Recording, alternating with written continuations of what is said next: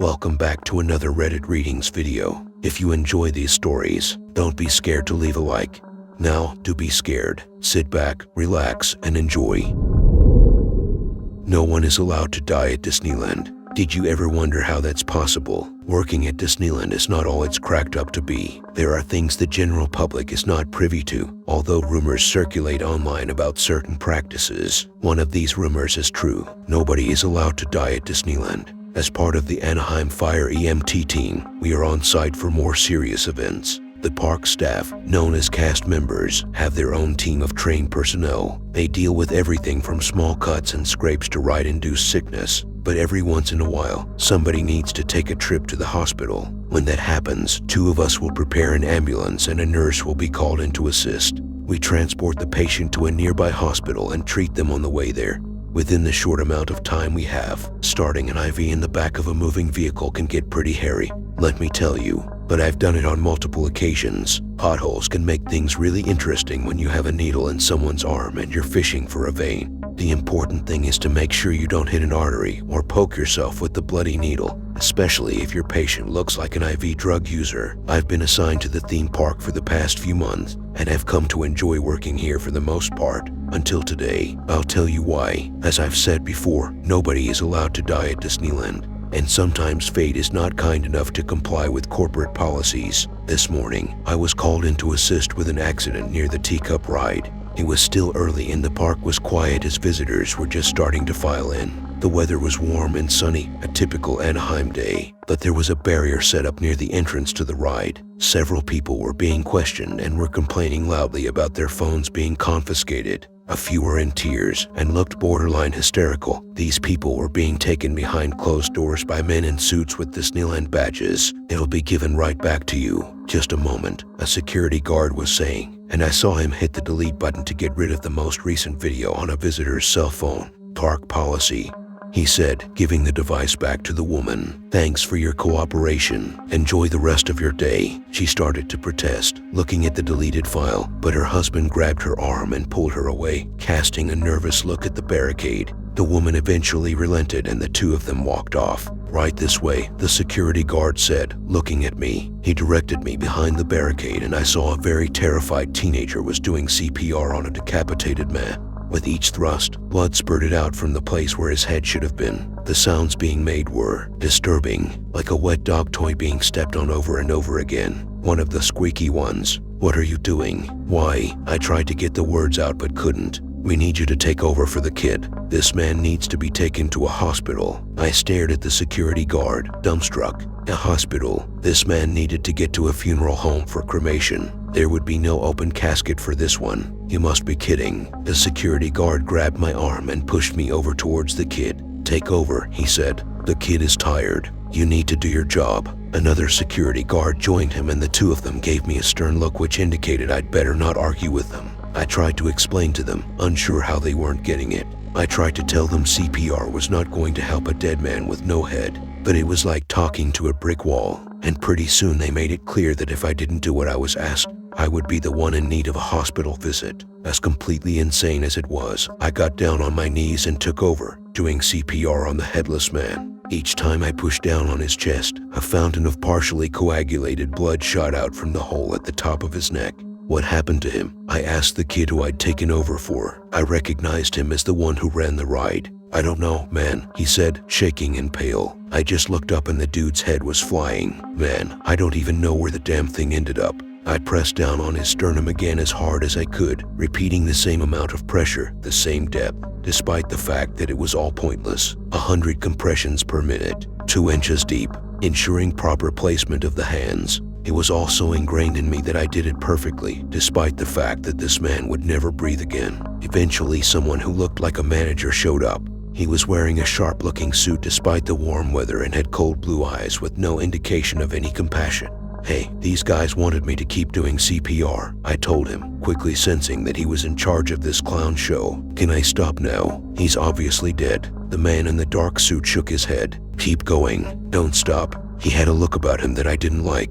A cold, angry sort of feeling came off the man, like a dark aura. I decided not to argue with him. "Get Bill from Cryo up here," he told one of the security guards. "Tell him to bring the gurney." The man looked around and then whispered under his breath, "And someone get that damn head down from the tree before some kid sees it." A strange black vehicle with mouse ears on top and an enclosed flatbed parked in front of us, and I was forced inside, then made to continue doing CPR on what was essentially a headless corpse. The man's terrified, gap-mouthed visage stared at me from the other end of the trunk, where one security guard held it on his lap, with his face looking outward. The macabre scene was so surreal and horrifying that I had to keep telling myself I wasn't in a nightmare. This was actually happening. "Why are you making me do this?" I yelled at the man in the suit, who sat in the front seat. "He's dead." The man just ignored me as we pulled into a garage marked authorized personnel only, and the weird hearse vehicle continued traveling deeper and deeper into a dark warehouse-like space. Eventually, after a few more minutes of driving deeper and deeper underground, using a series of ramps like you'd find in a parking garage, we came to another steel sliding door. Reaching up to press a button on the ceiling, the man up front looked back at me and locked eyes with me. "Almost there," he said. "Just a few more minutes." Then he looked at the security guard and furrowed his brow. "Jim, what did I tell you about the heads?" The security guard's face went red immediately, and he began to dig through a cabinet next to him. It sounded like a drawer full of ice. Then he dropped the head inside. It landed with a loud chunk sound, as if he'd dropped a six-pack into a cooler on a hot summer day at the lake. He raised his thumb in an affirmative gesture, nodding at the man in the suit. "Got it." I was dumbfounded, slowing down my compressions momentarily, and the security guard unclipped the gun from his holster. "Don't slow down," he said. "Keep it going." I got the implied message. But why did they care so much about perfusing the organs of a dead man with oxygenated blood? There was no head. The brain would be dead from lack of oxygen a while ago, and minus that control center, the meat sack I was pressing on with all of my force was essentially obsolete.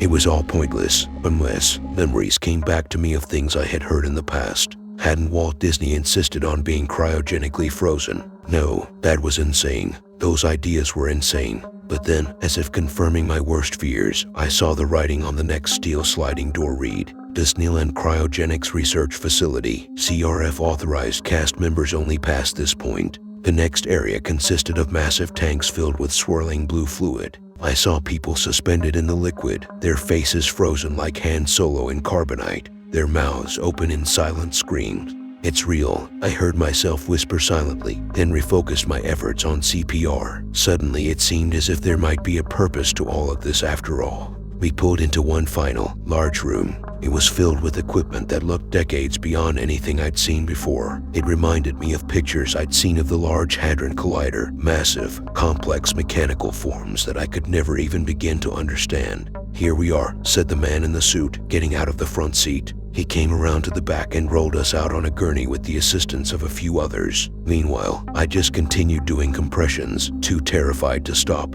"It's okay," the man said, with a surprisingly gentle tone now. "You can take a rest now. Thanks for your hard work." Stunned, I got down from the gurney and felt the numbness and pain in my forearms, shoulders, and wrist.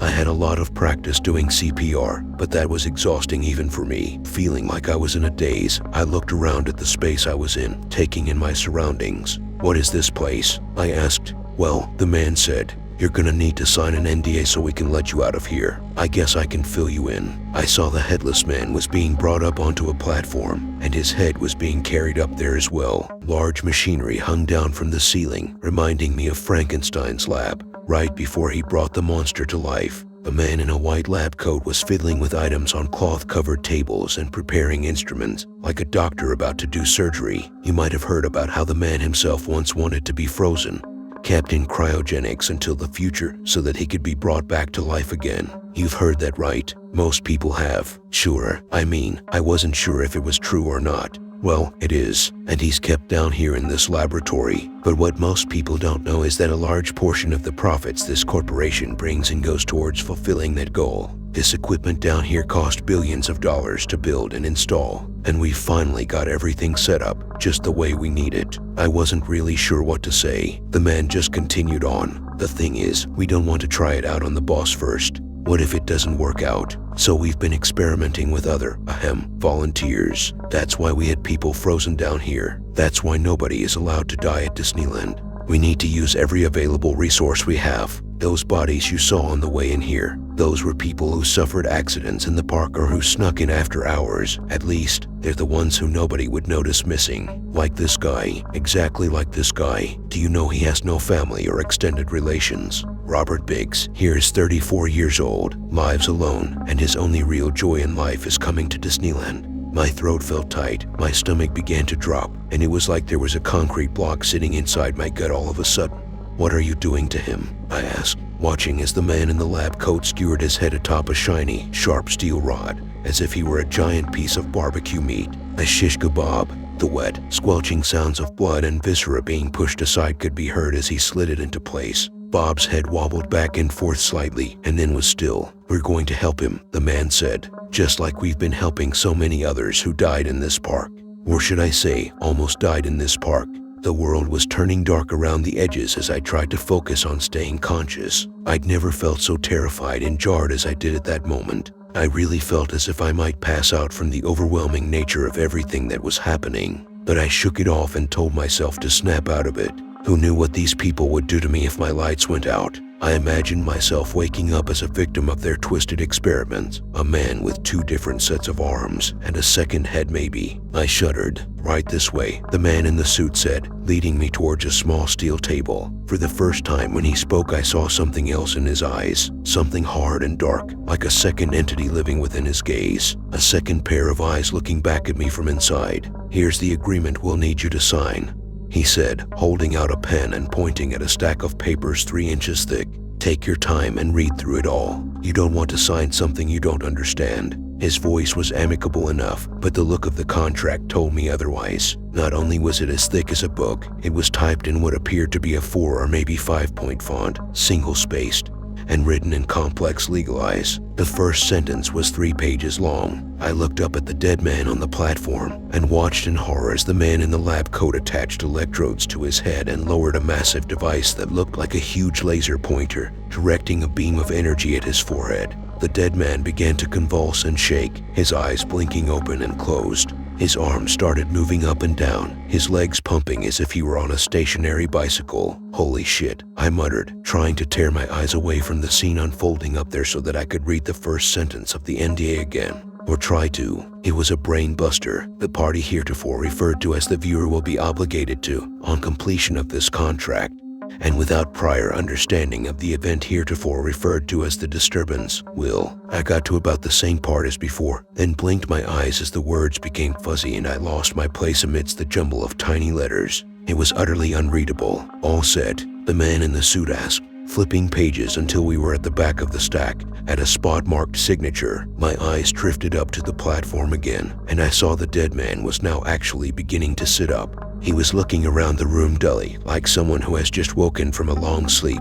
"Impossible," I whispered. "It's impossible." With a shaky hand, I signed the contract, my signature barely legible. "Perfect. Now, I think you've deserved to have the rest of the day off, don't you? To reflect." I nodded my head, giving the man his pen back. "Jim, show this man out and get him a ride home. He shouldn't be driving after all he's been through." He patted my shoulder in a condescending way. "You've had such a busy day. Go home and get some sleep." I went with the security guard to a waiting vehicle, and the man in the suit called after me, "Don't forget about the NDA. You can't tell anyone about this." I turned around, not saying anything. I realized after I got home that I needed to tell people about this. The NDA be damned, I thought, typing this out to share with all of you. "It's too important," I told myself. "They're stealing corpses and forcing them into undead servitude. That's some evil shit.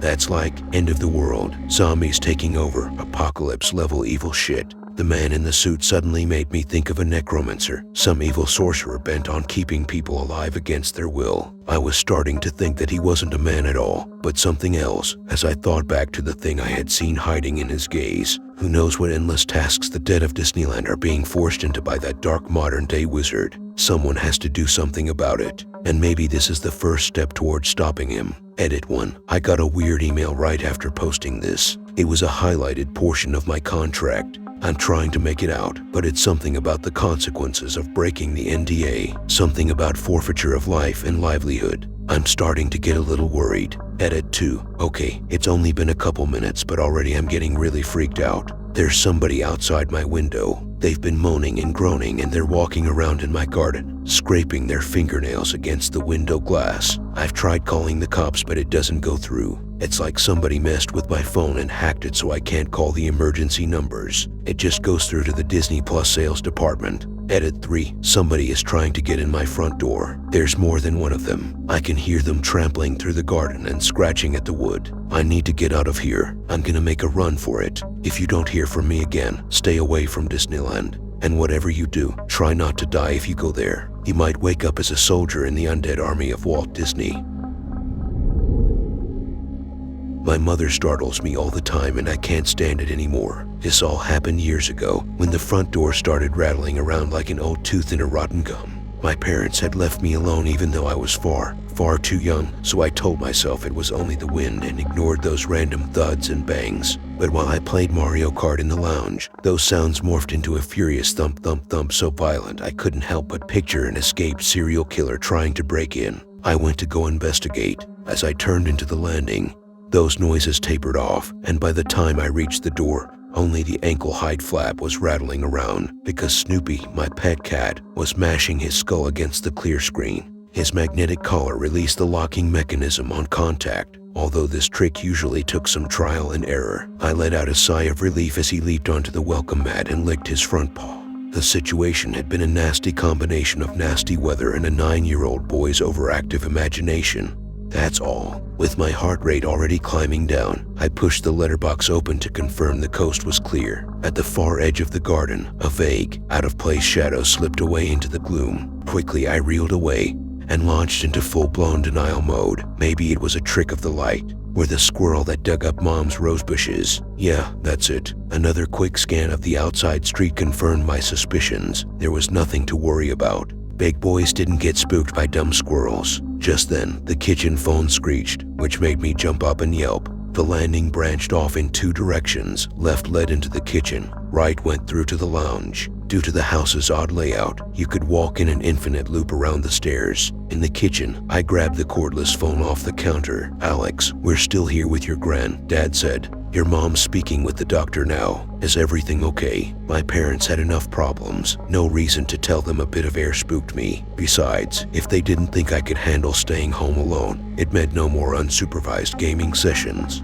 "Yeah, everything's fine. Are the electrics off?" If anybody left so much as a plug switched on overnight, they received an hour-long lecture courtesy of my father. Although he kept the grisly details hidden from me, I knew it had something to do with bad wiring, the previous owner, and an electrical fire. Yep, good. Listen, we're at the Royal Victoria Hospital in Ward 5B. You got a pen handy? I'll call out the number. After jotting it down on a scrap of paper, I asked him to send Grandma my love. Before the phone even landed in its cradle, those thuds and bangs started up again, quietening the second I peeked into the hall. I shuffled back to the landing and stood on the welcome mat. One quick peek through the letterbox so I knew everything was fine. Then back to Mario Kart. I hesitated for several seconds, legs shaky. What if a hand reached through and grabbed my throat? Or what if there was a grinning face staring back at me? The idea sent shivers along my spine. No, time to man up. I waved the notions aside, hunched over, sighed, then pushed the letterbox open. A set of eyeballs were right there, inches away from my own. Immediately I reeled away, heart thumping against my chest, and fell against the bottom of the stairs. 8 bony fingers wormed their way inside the house, propping open the letterbox. Through the narrow slot I saw a pair of eyes, one brown, the other a milky blue with no iris or pupil, and screamed so loud I'm surprised the neighbors didn't hear, even though they lived a half-mile down the lane. "Gary, let me in," said a raspy voice. In a frantic panic, I scrambled into the kitchen where I pressed my back flat against the wall and didn't move a single muscle, the room shrinking around me. I forced myself to breathe. Every door and window had been locked, every curtain pulled shut. Nobody could break into my little fortress. "Gary, what's wrong?" shouted the voice. "It's time to go see Benny." Whoever it was sounded oddly upbeat. Working up the nerve to shout back took 5 minutes. "I'm not Gary." Beyond the dim hall, A grinning face pushed right up against the cat flap fogged up the plastic with its clammy breath, obscuring the features. Whoever it was kept calling for someone named Gary. I considered calling the police, but reasoned they'd be more upset over my parents leaving their child home alone than a simple case of mistaken address. One of my neighbor's friends simply got the wrong house. That's all. Soon they'd realize their mistake, stop drumming the cat door, and leave. Sure enough, from the far end of the hall, I heard them stand up and shuffle off. Then the house went back to sleep. This time, I didn't check the letterbox. The kitchen phone buzzed after 3 more games of Mario Kart. "You not in bed yet?" Dad asked, sternly. I was just about to go. "Listen, your mother and I might be here a while. Everything's okay, isn't it?"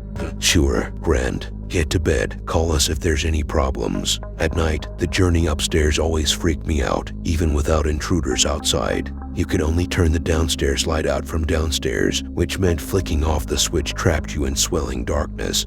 Hidden monsters breathing down your neck while you scrambled for the warm safety of the well-lit first floor. Like always, the gloom closed in on me as I made the mad dash. In my bedroom, I changed into a pair of pajamas and somehow fell asleep. Later, the cat flap jolted me awake. That bipolar critter never knew what it wanted to do. While the minutes ticked away on the Simpsons clock beside my bed, the door jiggled about, and since the porch canopy blotted out the space directly beneath my bedroom, I couldn't get a view of the action. Snoopy needed help, that's all. Just in case, though, I armed myself with a hockey stick before I moved out into the upstairs landing, rounded the banister, and stared down at the bowels of the house, dreading another plunge into the abyss. At that exact moment, the hatch lowered its voice. "Snoopy," I called out. My foot hovered over that final visible step for several seconds.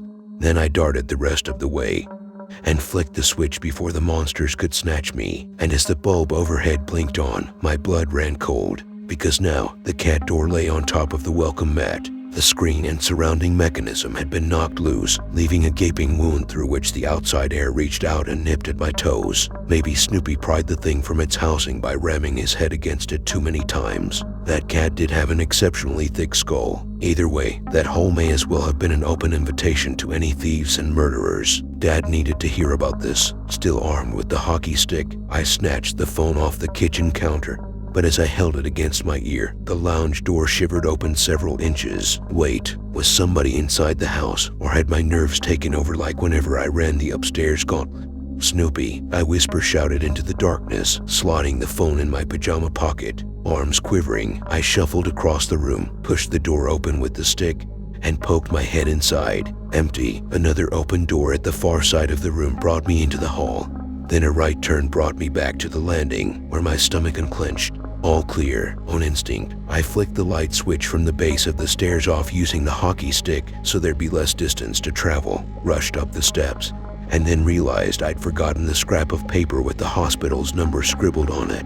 Before I could psych myself up to brave the darkened wasteland again, the staircase creaked and groaned. Frozen on the spot, I craned forward to peek over the banister and found myself biting down on a giant screen, because there, at the foot of the steps, stood the outline of a figure, its head whipped up in my direction, which made the phone slip out of my grasp and tumble out of view. It ricocheted off the steps out of sight as the horrible shape advanced. Once it reached the halfway point, the bulb illuminated a floating face, lopsided, wrinkled features, thin lips twitched over in a wide grin revealing yellow molars. Then the figure took another step, and I could see it was a lady. She looked straight at me and affectionately said, "Gary." She wore a large trench coat, so long it touched her ankles, and had a stained satchel slung over her shoulder. Glass bottles clinked together each time she climbed another step. "I'm not Gary," I stammered, backstepping toward my room. The lady rose into view and craned her neck sideways, her head at my ankle level between the little wooden bars. I think you have the wrong house," I rasped.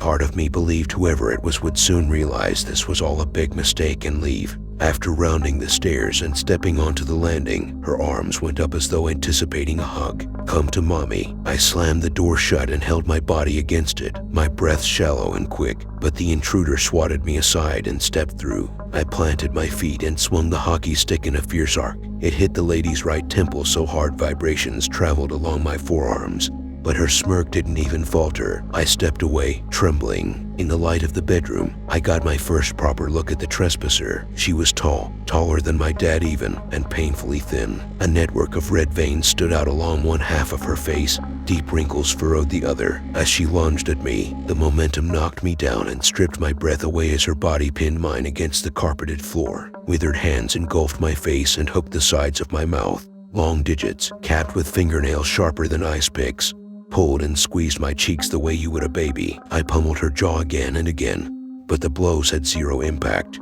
I whipped from side to side and twisted like an eel, but she held on tighter than a python. For an old lady, she had one hell of a grip. Exhausted from all the screaming, I was powerless to stop her as she scooped me up, cradled my head tight against her chest, rocked us back and forth, and said, "It's okay, Gary. Mommy's home. Mommy's home." I kept trying to explain my name was actually Alex. I don't know how many times I said this. Stringy drool thicker than Vaseline dribbled over my face as she kissed along my cheek, again and again. Then she wrangled me over onto the bed before feeling her way along the outside of the room, stooped low until she came to a loose portion of skirting board and shivered it off the wall. There was a gap, but how the hell did she know about it? I'd slept in that room for 5 years and hadn't noticed. The thought of making a daring escape occurred to me, but the idea of getting within range of those pale bird claws again set my jaw chattering. She pulled a little tin box out of the hole and carried it towards me. Inside lay several children's drawings. Her mismatched eyes glistened as she flicked through the sheets. "You were always such a talented artist," she said, in the warm tones you'd expect from a proud grandparent.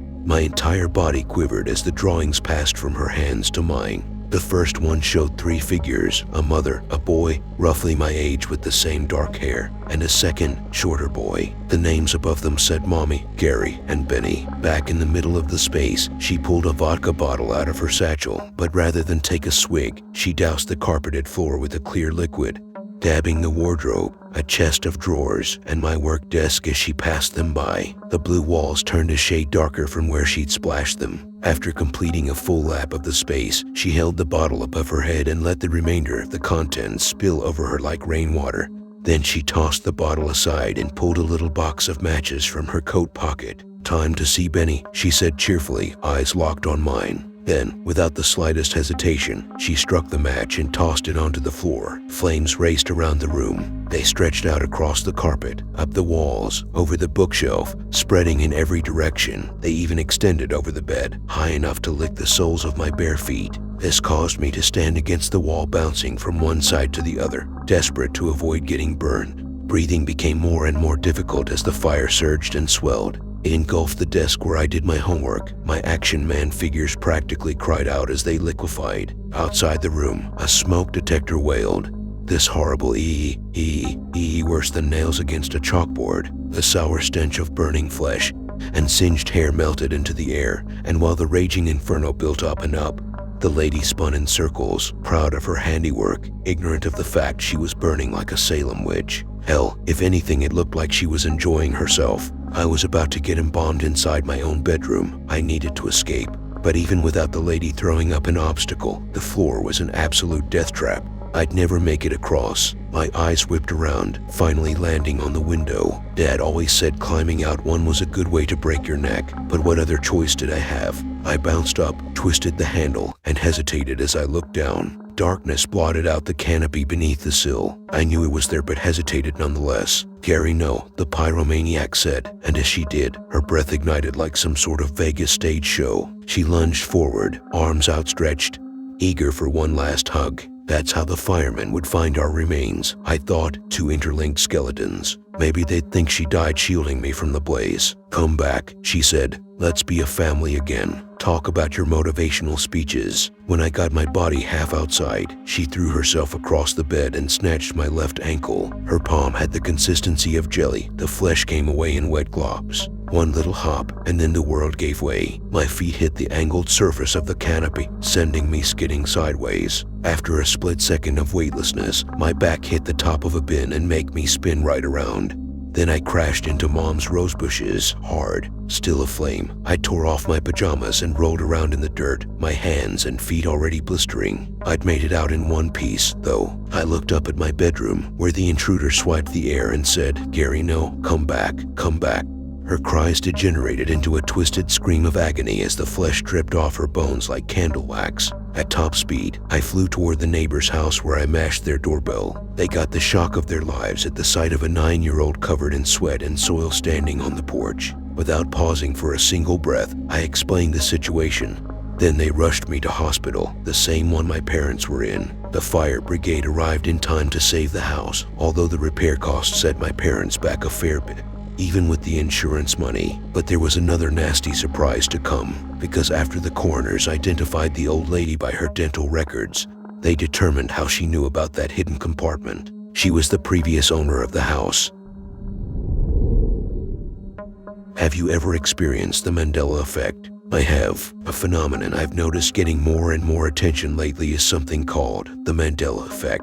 The way it's described is a collective false memory. A bunch of people remember something happened a certain way, even though every shred of evidence proves to the contrary. The name comes from Nelson Mandela, who became president of South Africa in 1994 and died in 2013. Despite these facts, a lot of people remember him dying in prison in the 80s while he was an activist fighting apartheid. There are a ton of other examples, several of which I've experienced myself. I remember the color chartreuse being a shade of pink, almost like magenta. It's greenish yellow. I definitely looked on Wikipedia to figure out when Jif peanut butter shortened its name from Jiffy. They never did. And I don't care what the internet or the books in my parents' attic suggest. It was always spelled Berenstein growing up.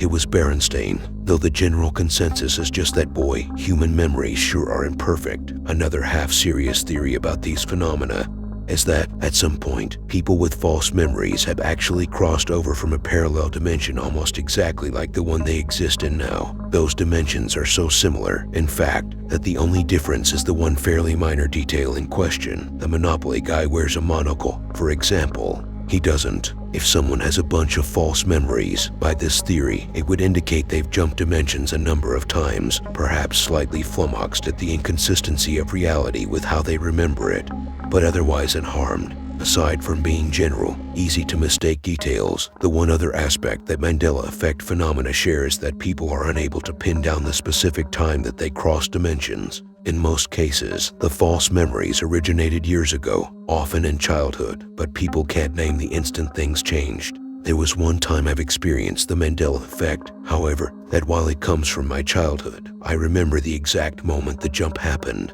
Really, I can pin it down to a period of a minute or two. And the thing that changed, well, it wasn't a minor detail. The summer of 1994 was destined to be memorable for me. One way or another, my dad's youngest brother, Uncle John, and his wife had just had their third daughter. Their two older girls, Abby and Allison, were aged 9 and 7 respectively. To help the happy couple get adjusted to the new addition, my dad's older brother, Uncle Mike, offered to take the kids on a road trip for a couple weeks. Mike was always a bit of an eccentric, not in the least that he always drove an old Winnebago camper around as his primary mode of transportation. I don't think you could afford to do that these days, what with the price of gas. But I digress. My parents agreed my brothers and I should go on the trip to keep my cousins company. At 17 years old, my older brother, Danny, was along for purely practical reasons. Uncle Mike's plan was to take us up and down a good portion of the mid-Atlantic region to visit distant family members and see some of the sights.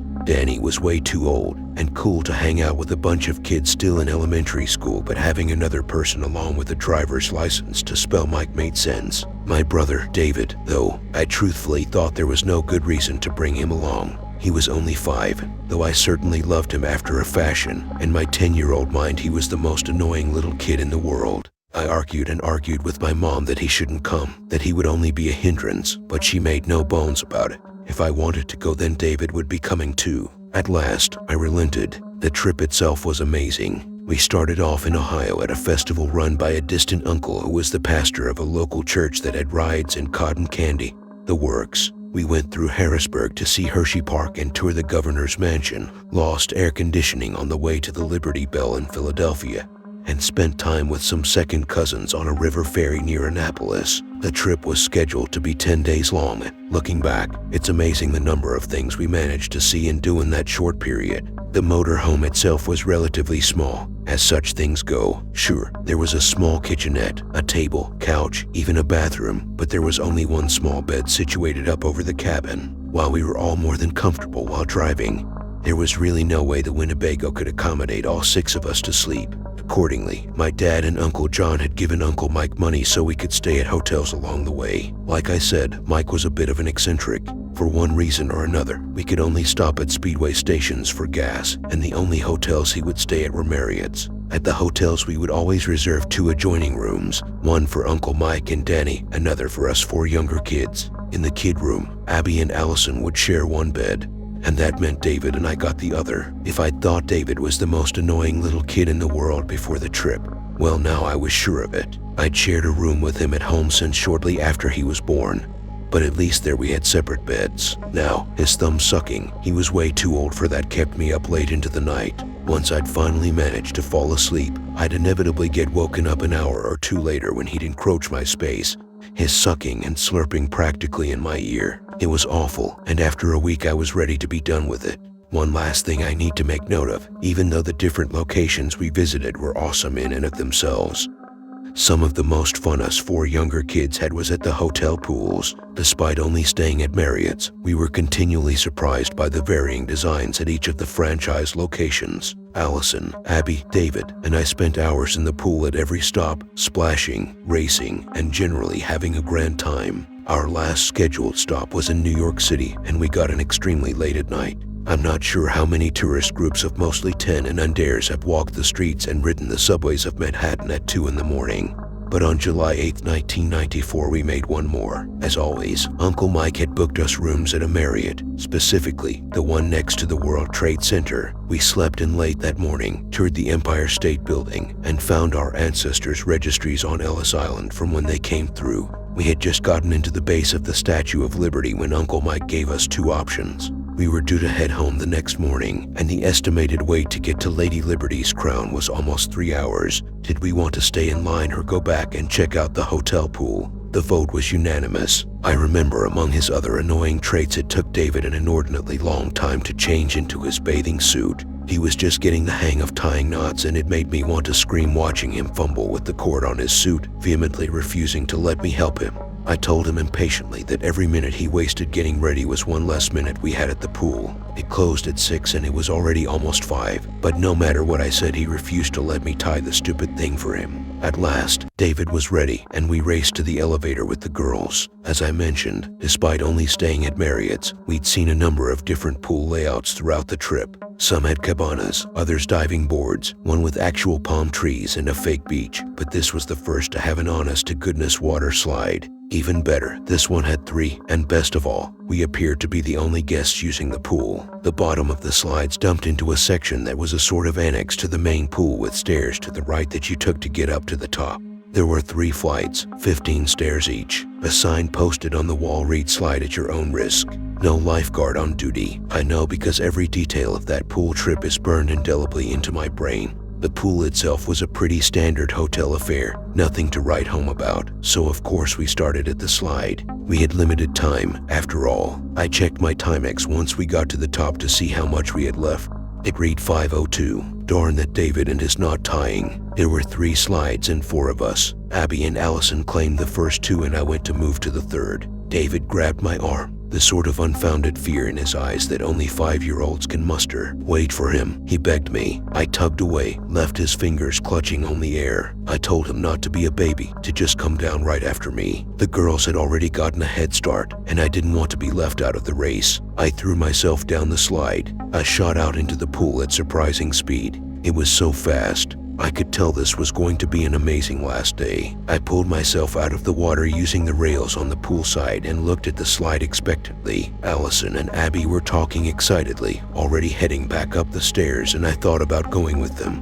But a small, very small brotherly instinct made me want to make sure David didn't need help extricating himself from the pool. I waited and waited some more. I heard twin high-pitched shrieks echoing from inside the tubes, and seconds later the girls came flying out with an enormous splash. I asked them where David was. Was he up at the top, too scared to come down on his own? My cousins both gave me a look of confusion. What was I talking about? Who was David? I thought for sure they were messing with me. I told them it wasn't funny, to stop screwing around, to be serious. Where was David? They rolled their eyes in unison, as only sisters can. They went back up the stairs, telling me they weren't going to waste pool time with dumb jokes. I stood there, dripping and flabbergasted, my eyes fixed on the slide, willing for David to emerge from one of the tubes. I waited another 2 minutes. The girls completed another 2 runs. I didn't ask them about David again. I wasn't going to play into whatever trick they were trying to pull on me. My watch read 5:06 when I finally went back up to the top, telling myself up 3 flights and 45 stairs that I would find David waiting there, sniffling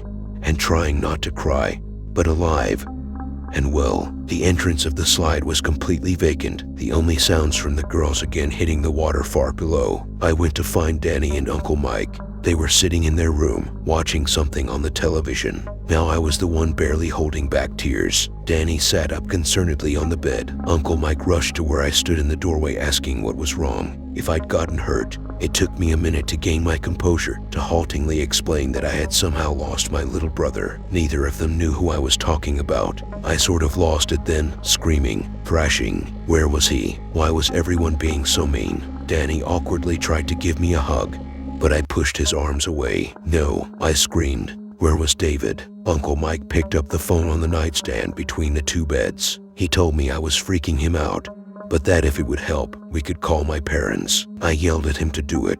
Abby and Allison peered through the door, eyes wide, wrapped in towels. About the time the connection went through, my mom's voice was concerned as she asked me what was going on, but it had an instant calming effect on me. Everyone was being terrible. I told her David was missing and no one would help me find him. She got quiet for a few long moments, then told me not to worry and to put Uncle Mike back on the phone. He talked to her for a couple minutes, softly so I couldn't hear, periodically casting glances to where I was sitting on the bed, before finishing the conversation and letting me say goodbye. My mom told me to do what Uncle Mike and Danny said, that she'd see me soon, but that David was fine, that I'd see when I got home. I got changed in the same bathroom that not an hour ago I'd argued with David to let me help tie his bathing suit. We quickly packed up the Winnebago and left.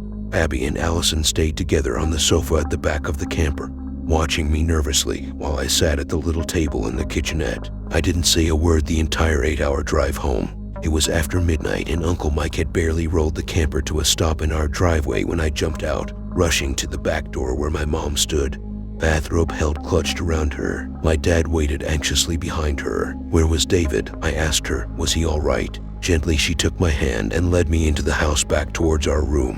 When we entered, my jaw literally dropped. Everything was changed. My loft bed was still there, sure, but underneath, where David's twin bed usually resided, sat a desk covered in drawings I'd done and a small bookcase bursting with Bruce Coville paperbacks and Star Wars novels. My mom told me it had been a very long, busy trip, and that I needed to get some sleep in my own bed. She said everything would be better in the morning, but that if it wasn't she could call to make me an appointment with a doctor. She told me that either way I shouldn't worry, that everything would be all right.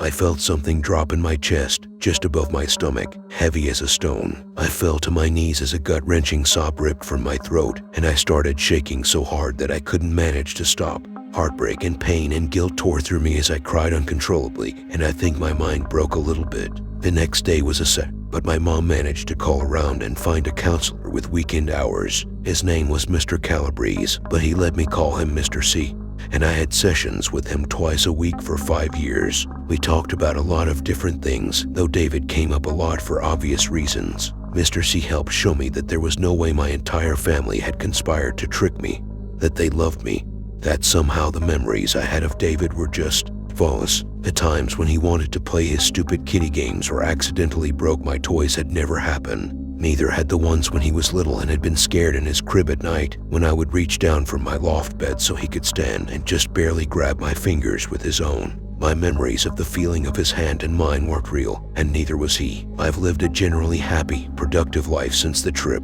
I went to college, got married, have a couple kids of my own. I still stay in touch with my parents and Danny. Dare I say it, we're very close. We take turns visiting for holidays, go on vacations to Disney World, the whole shebang. Uncle Mike died of a stroke in 2018, so that sucked. Uncle John, his wife, Abby, Allison, and their little sister, Anna, are still doing well though. My mom waited a good many years to bring it up, mostly because I think she was trying hard not to upset me or mess with my therapy. But long enough down the road and a few Aperol spritzes, and one night she told me that she and my dad had tried for a third kid for years after me and had even gotten pregnant when I was 4.5. She'd miscarried at 8 weeks. If it was a boy, they were going to name him David. Someone reading this account might argue my story isn't an example of the Mandela effect. After all, by definition, the phenomenon is a collective false memory shared by a bunch of people. To that I'd say, last Christmas I was visiting my parents and went to midnight mass with them. After the service, I happened to be talking to a woman a few years younger than me whose family my parents have known for the better part of 30 years. She asked me how my brother David was doing, that she hadn't seen him since their 8th grade graduation. It took me a second to answer, but I told her he was fine and left it at that.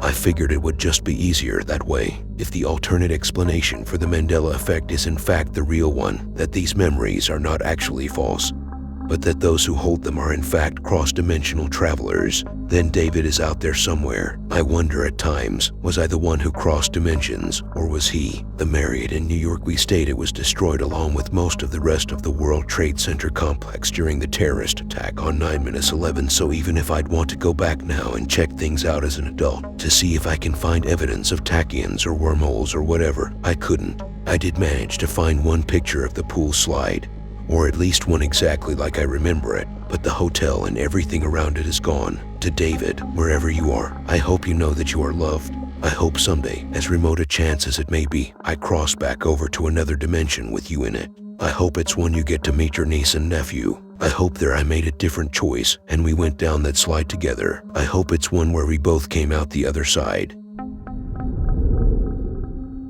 I know exactly how I'll die. When I was 10 years old, my mother took my older brother and I on a picnic to Newman's Lake, about a half-hour drive from our house. She'd been looking for cheap ways to get us out of the house for the summer, and this was one of many picnics. This one in particular, however, stood out because it's when I found out how I would die. Nobody swims in Newman's Lake. Nobody smart does, anyways. There are signs every few feet leading up to the water's edge that warn about alligators. Every once in a while you'd hear talk of drunk teenagers who fell in, and the grisly fate they'd suffered. All this to say I knew that when I died in Newman's Lake, it would be no accident that got me in the water. After we'd had our little sandwiches and fruit snacks by the water, my mom sat on the blanket to read a romance novel, and left my brother and I to our own devices. My brother ran to a nearby woods to find a good walking stick, and I slowly made my way to the rickety little dock that stretched nearly to the center of the lake. It looked ancient, like any sudden move could collapse it, and there was no railing between the decaying wood and the algae-green lake. As I approached, I felt a sudden bout of dread. Did I really think it wise to walk along the barely standing dock? Yet still, as if compelled, I walked forward. I knew that the moment I looked at the water I'd lose my resolve. So as I walked along the pier, I studied my own feet against the wood. It felt like a balancing act simply to avoid the obvious rot and holes in the wood. But eventually, I reached the end of the pier and I looked out into the green water. As soon as I did, I felt the water pulling me in, begging me to look closer. For just a moment, I did. I looked at the weeds along the sand, and at the snails and small fish in the water, and beneath all of it, almost as if it were on another, deeper layer that none else could access, I saw a jet black fish made of smoke. It was about the size of a goldfish, and it swirled within itself like a cloud of dark, spinning sand. I knew what it was the second I saw it. It was my death. I didn't know how I knew, and I didn't know when it would get me, but I knew what it was. I knew it meant that one day, be it soon or in the distant future, I would step off the pier at Newman's Lake and into the disgusting water, and I would let myself drown. Some things cannot be explained by the realm of the natural. I understood that it was strange that I could see my own death, but I also understood it as fact rather than opinion. As soon as the black fish noticed me looking at it, it hid among the weeds. I knew it wouldn't come out while I was still there, so I walked back along the dock back to my mom. It was odd. After witnessing your own death, you'd think I'd be afraid, but instead, I just felt empty, as if my own demise were sad, but not something to dwell on. And in a way, it wasn't like I'd learned anything new that day. I'd already known that I'd die one day. It wasn't as if I'd learned when I would die, just how. I simply told myself that I wouldn't go back to the lake, not for a long time, and I let myself believe it. The next summer, when my mom asked if I wanted to go to Newman's Lake for another picnic, I suggested we go to a local park instead. My mother seemed confused, but off to the park we went, and we all had a good time. It continued like this each year, with me finding some excuse not to go back to Newman's Lake. It continued until I was 17. My friends, Sam, Jason, and I were drinking cheap beer at Jason's parents' house while they were out of town. We'd played so many times that we'd run almost completely out of truth or dare questions when Sam asked me the truth of how I wanted to die, and I answered as honestly as I could that it didn't matter how I wanted to die, that death was waiting for me, already assigned, at the bottom of Newman's Lake. I should have known not to tell them something like this, should have known when Jason's mouth formed a tiny O and his brow furrowed, or when Sam laughed out loud. But I was drunk, and they were my friends, and I thought they'd at least understand. I should have protested when Sam, the most sober of us, dragged Jason and I into his old minivan. But I didn't. I didn't want to be seen as a baby, so when they suggested we go to the pond, I went with them. My friends didn't need to know the dread that filled my entire body on the drive over, or the chills on the back of my neck when I realized that I wanted to go back. They didn't need to know that when they started heckling me to approach the now nearly falling over pier, it took almost no effort on their part. They didn't need to know that I felt the strangest sense of home from deep within the murky depths of the water as I performed the balancing act to the end of the pier yet again. My friends did not follow. I couldn't tell if it was fear of falling into the water or fear of whatever was clearly happening to me. I didn't care. I reached the end of the dock, and in the water, yet again, I saw it. It was still just as pitch black as before, but now about the size of my hand. Because it was bigger now, I could more clearly see the swirling patterns within the fish, the extra plane of space it seemed to occupy beneath everything else. It was disorienting to watch, and yet I couldn't seem to pull my eyes away from it. It didn't seem to shy away from my gaze this time, but stayed completely still as if to let me watch the patterns on its back. I was mesmerized, and if my friends hadn't been behind me yelling my name, I don't know how long I would have stood there. I walked back to the edge of the lake and saw them, looking terrified. "What the hell was that?" Sam asked, his voice almost accusatory. "I told you, I'm going to die here one day. Some things are just meant to happen," I said blankly, already missing the sound of the water jostling the dock. Sam looked at me like I was stupid, but Jason nodded grimly. I wondered if he too had seen his death. I wondered how many people had seen their death, as I had felt the iron grip it seemed to have on me. The car ride back was mercifully silent, Sam in disbelief of my behavior, Jason giving me my much-needed space. We went back to Jason's parents' house and continued our game of truth or dare without another word of death. As the years passed, I grew wary of getting too close to people. In my dreams, I was already under the gentle waves of the lake. What use would friends be when I eventually succumbed? After high school, I got a part-time job and took college classes online. With no real friends, no romantic prospect, and no hobbies, sometimes I felt like the cool water would be a mercy from the prison of homework and petty work drama. It was around that time I started visiting the lake, pretty much daily. My job at a local sporting goods store was a short drive from it, and after every shift, I'd drive to the lake, sit at the end of the pier, and talk to the fish that was my death. I started telling it stories about my life. Sometimes, it felt natural that the thing that would end it should know about my life. Sometimes I'd smoke cigarettes, or on especially bad days just play music without speaking. Those were the days I most thought about jumping in, though in retrospect I thought about it every day. I dreamt of it. I began to look forward to getting off of work and going to the lake. The fish was getting bigger and harder to miss when I searched the depths of the murky water. While at first it had shied away, it was now impossible to miss, practically the size of a shark. Sometimes I could swear it was reacting to my voice, shimmying its fins in this way or that to signify it was listening. And each day, I got a little closer to the water, not so close as to fall or be pulled in by the massive fish, but close enough that I could observe the tiny colonies under the water and to wish that I could join them. It was around that time that Jason showed up at my doorstep. He'd moved away after high school to go to a university, and we'd lost touch after. I'd left my parents' home, but not the town itself. He seemed nervous, but I invited him in and we caught up for a while before I asked him about the nature of his unannounced visit. He hesitated but overcame his anxiousness to look serious for just a moment. "Do you remember that time in high school when you got drunk and told us how you were going to die?" he practically whispered. I nodded. Jason began again. "I know how you feel. I see it everywhere. When I'm driving, I see it pulling me towards the oncoming traffic.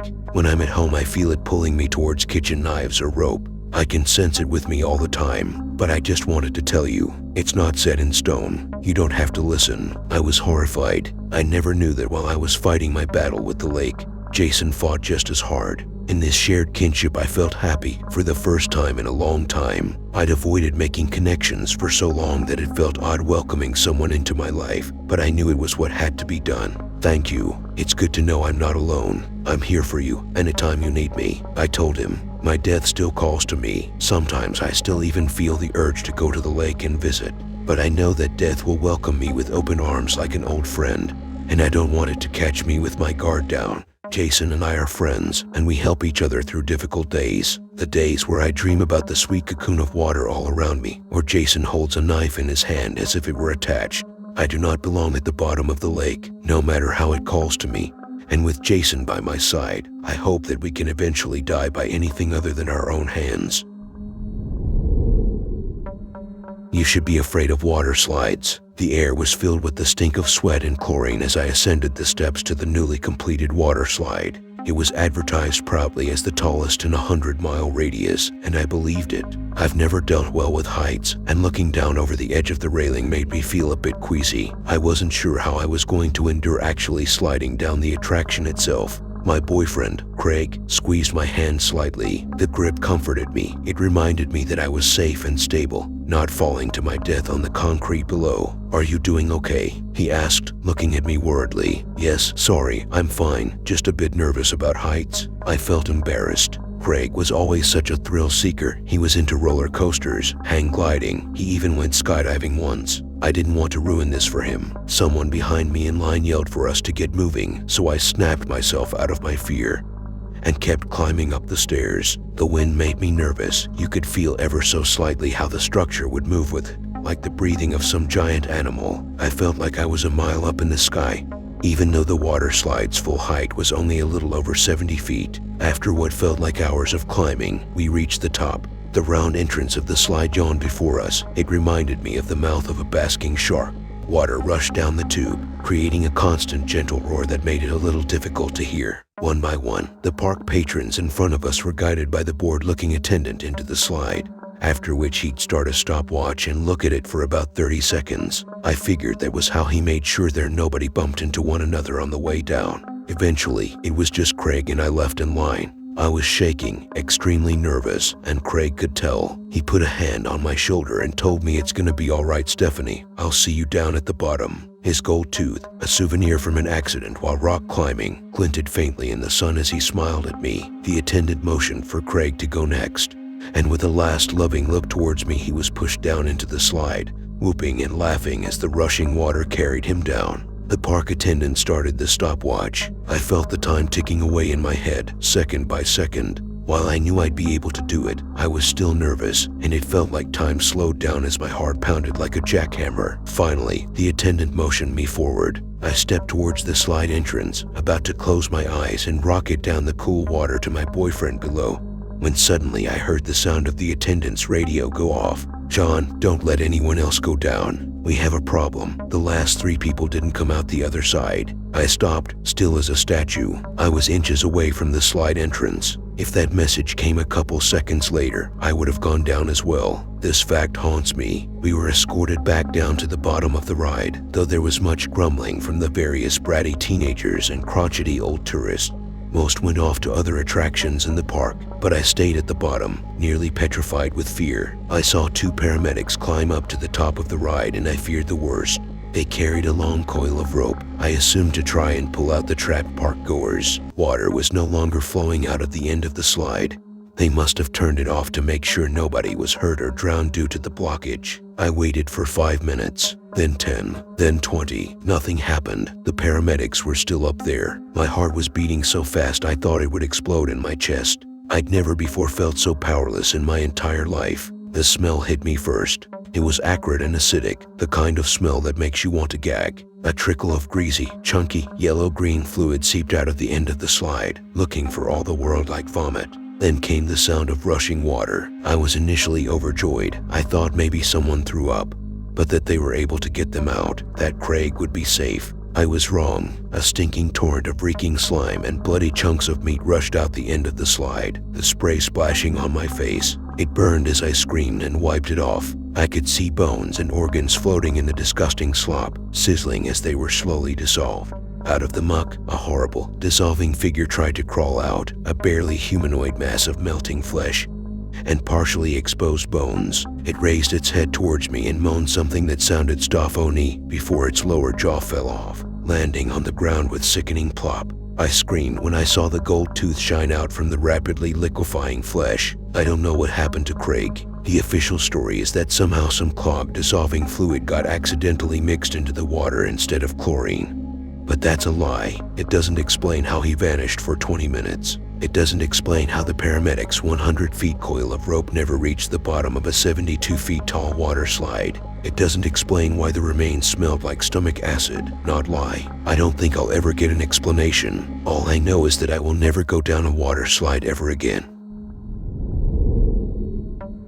I woke up paralyzed and heard whispering, attempt number 2, attempt number 2 coming from the darkness. It changed me. There was nothing unusual about that day. I went to work, came home, ate dinner and spent the rest of the night working on my project like any other day. Tammy called me boring and unwilling to change before walking out on me over my routine. She used to say we balance each other out. She would give me the push I needed to get out of my comfort zone, while I'd help keep her grounded. I guess she changed. If only I could have been just a little bit more spontaneous and not stuck in my ways, maybe she would still be here. But I am not. I am a creature of habit, and change doesn't come easy for me. I hadn't been sleeping right since Tammy left. I stayed up until 3 or 4 most nights. My room was very small. The king-size bed Tammy insisted on getting just about fit when pushed up against the wall, barely leaving enough room to open the door at the other side. It was a struggle to get up at 6 a.m. every morning. To make it worse, she insisted on sleeping on the outside, while I was forced to sleep with my face pushed up against the wall. She wouldn't even let me turn her way. She said it creeped her out when she felt my breath on her neck.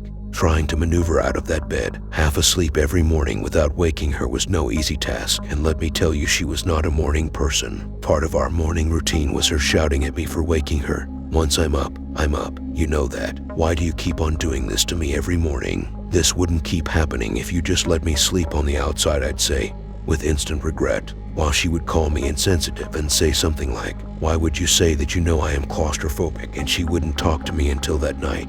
It's weird, I never thought I would miss her screaming at me, but I do. That's how my day started almost every morning. Despite the constant arguing and extreme discomfort, I used to sleep like a baby back then. Even now, the only way I can get comfortable in bed is with my face pushed up against the wall. I went to bed at around 3 a.m. that night, but as usual, I couldn't sleep. I just stared at that wall, lost in thought. I got a fright when I heard something fall from the bed behind me. For a moment, I got excited. I had forgotten Tammy was gone and thought it was her. But then I realized I was alone, and that excitement soon turned to fear. I lay there, too scared to move, hoping it was just the book I had left on my pillow falling for some natural reason, when suddenly I heard whispering coming from outside the door. It was faint, and I couldn't really understand it, but it freaked the hell out of me. I was sure I was being robbed, so I tried to jump up out of bed, but I couldn't move a muscle apart from my eyes. Being stuck in that position, unable to move or even call for help, was the scariest moment of my life. I felt so vulnerable. My heart was beating so fast I thought I was going to give in, and my clothes were drenched in sweat.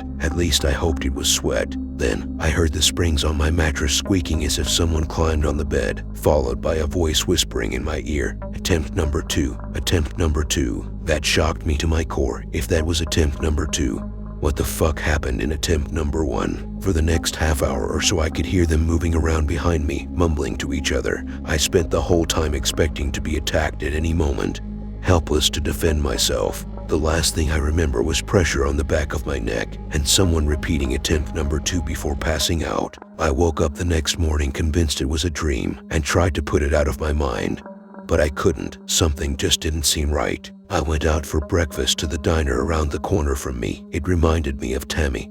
We used to go there every Saturday morning. I probably shouldn't have. It only upset me more, but I couldn't break the habit. Deep down, I thought if she walked in and saw me there, she would remember what we had together and come back to me.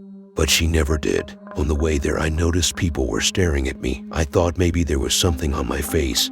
So when I got to the diner, I went into the bathroom to check, but when I looked in the mirror, I looked fine. The whole situation stressed me out so much that I lost my appetite, so I only ordered a coffee. I suddenly got a feeling that I was being watched. When I looked up, I noticed the guy sitting across from me was staring over, but when I looked at him, he put his head down and pretended he was working on his laptop. I tried to ignore him, but he wouldn't stop. It started to make me uncomfortable, so I asked him what his problem was, but he didn't reply.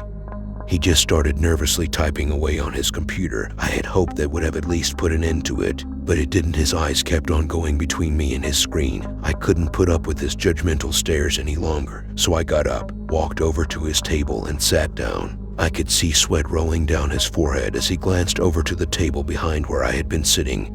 There was a guy with a blue raincoat staring over at us. He looked angry. Again, I asked what his problem was, but he didn't answer, so I closed his laptop down. He began to freak out. His hands were shaking so much I thought he was going to have a fit. Then he got up and tried to leave but dropped his laptop. When I picked it up and gave it to him, he wouldn't even look me in the eye. The only thing he said was, "Sorry, sorry, sorry," as he staggered out the door. He wasn't the only one that was acting weird. Even the waitress seemed afraid to look at me. She too kept glancing over at the guy in the raincoat as if asking his permission to talk to me. He was the only one that wasn't afraid to look me in the eye. He never broke his gaze the whole time I was there. I would have said something to him, but to be honest, I was scared. He was a big guy, and he looked mean. The more I looked at him, the meaner he seemed to get. I couldn't take any more of it, so I left. Unfortunately, he followed me. I tried to lose him by cutting across through the alley beside the diner, but when I looked back, he was there, and he was gaining on me. I panicked and ran. But again he followed. I could hear his footsteps getting closer and closer. When I turned the corner at the other side of the alley, I ended up running into a guy coming out of a cafe, knocking piping hot coffee all over him. "You fucking idiot. Look what you did," he shouted as he attempted to wipe his shirt with his sleeve. When I looked back, the guy with the raincoat was right in front of me and he looked pissed. I thought he was going to hit me, but he didn't. Instead, he grabbed the other guy that was shouting at me by the arm and dragged him down the street. When he got halfway down the block, he let him go and they argued for a while.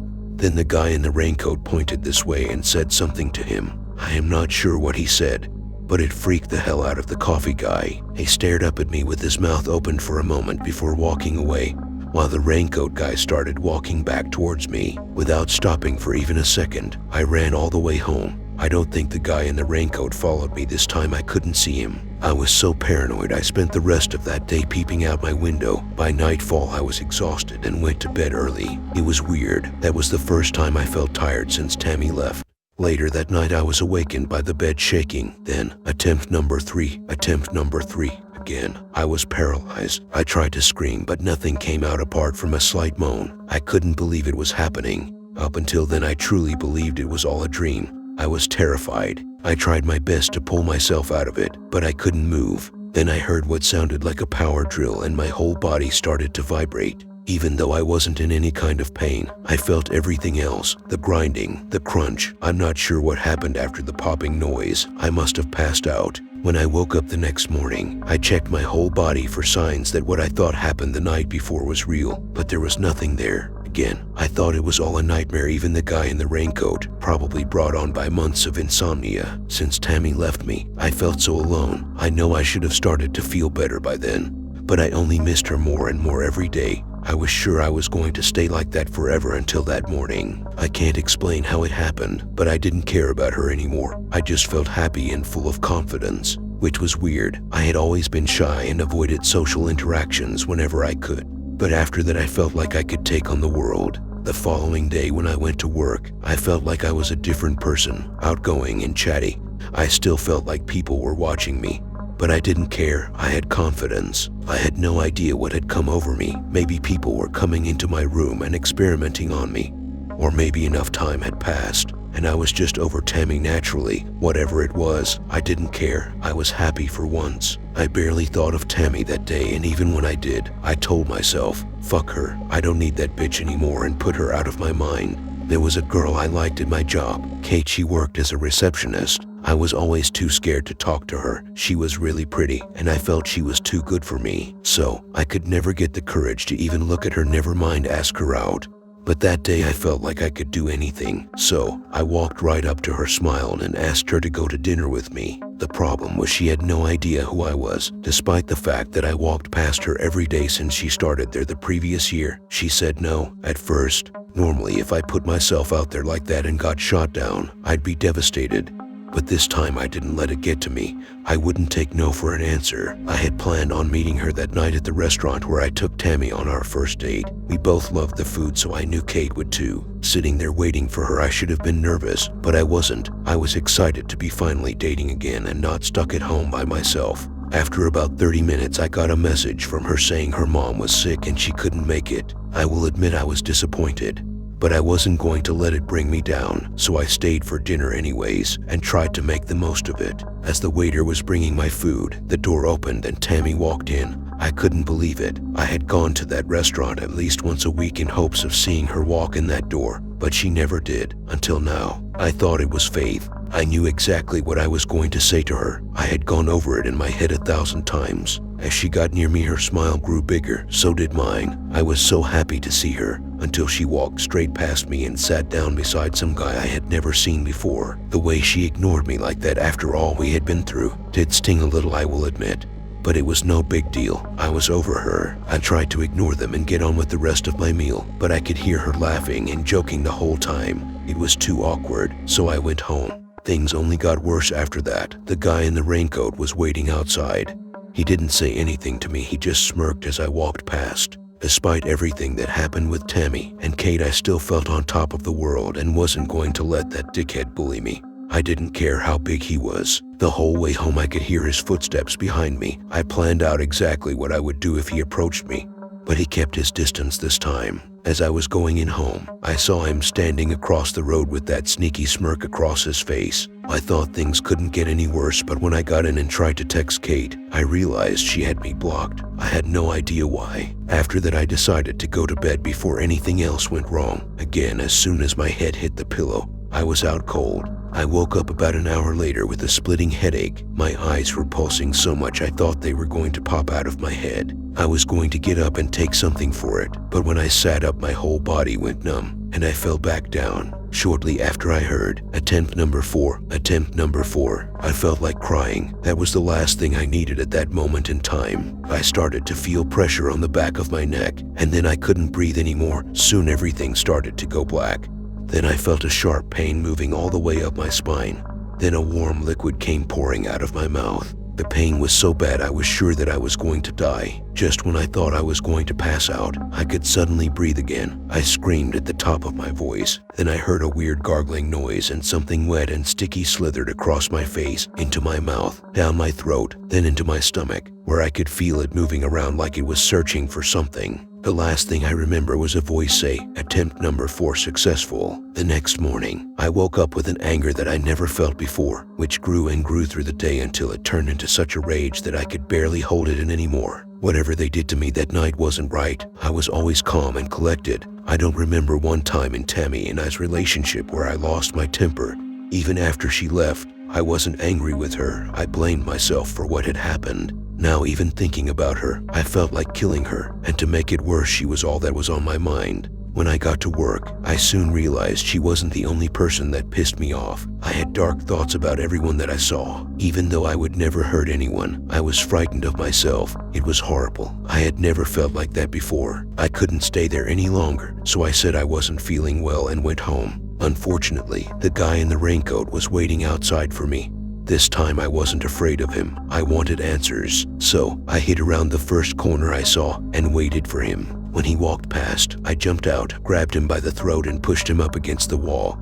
"Who are you and why are you following me?" I said while squeezing his throat. He gargled, "Please stop. I'm sorry, just let me go. Not until you tell me what I want to know," I said, squeezing even tighter. "Okay, I will tell you anything you want to know. Just please let me go," he blurted out as he gasped for air. But the second I let him go, he pushed me over and ran off. When he realized that I wasn't chasing him, he stopped and shouted back, "Are you a 4 or a 5? "What?" I said in confusion. "Just answer the question," he stressed. "Are you a 4 or a 5? I replied, 4. He let out a sigh of relief. "Good, it's not too late. Don't sleep at home tonight. Talk to Tammy. She has the answers." Then he ran off. I had no idea where Tammy lived or how to contact her. Plus, she changed her number after our breakup. I didn't hang around long after that. Everyone on the street was staring at me. Instead of going home, I took his advice and booked into a hotel just to be safe. Later that night, I got a phone call from one of my neighbors. He said the police were asking around about me. They said I was involved in an attempted mugging. I guess the guy in the raincoat must have gone to the police. I don't know what's happening or who I can trust anymore, and it's only a matter of time before they find me. I can't hide forever. Thank you guys for watching. If you enjoyed these stories, then hit the like. See you guys next time.